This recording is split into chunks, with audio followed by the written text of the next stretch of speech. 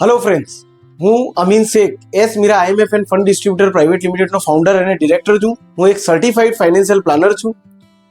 આજની પરિસ્થિતિની અંદર બજાર જે છે એ ઘણું વધઘટ થયા કરે છે અને બદલાતો રહે છે. આવા સમયમાં મ્યુચ્યુઅલ ફંડ જે છે એક સારો વિકલ્પ તરીકે ઉભરી આવે છે.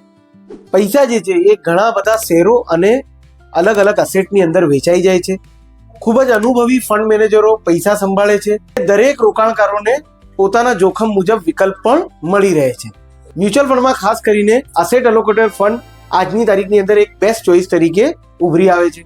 ખાસ કરીને હાલની પરિસ્થિતિમાં આવા ફંડ જે છે એ પૈસાનું અલોકેશન જે છે એ સમય સમય પર બદલતા રહે છે. આને આપણે એક ઉદાહરણથી સમજીએ.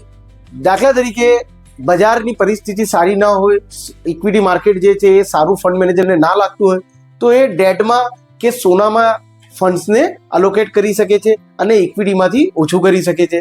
અને આના કરતાં વિપરીત એને જો ઇક્વિટી માર્કેટ સારું લાગતું હોય તો ઇક્વિટીની અંદર અલોકેશનને વધારી શકે, ડેટ અને ગોલ્ડની અંદરથી ઓછું કરી શકે છે. આને પુનઃ સંતુલિત એટલે કે રીબેલેન્સિંગ કહે છે. એટલે કે રોકાણકારે કઈ એસેટમાં અને ક્યારે પૈસા મૂકવા એ વિચારવાની જરૂર નથી.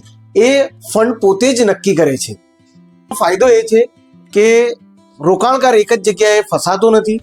પૈસા સતત રોકાણમાં રહે છે અને સાથે સલામતી પણ રહે છે અને ગ્રોથનો ચાન્સ પણ રહે છે.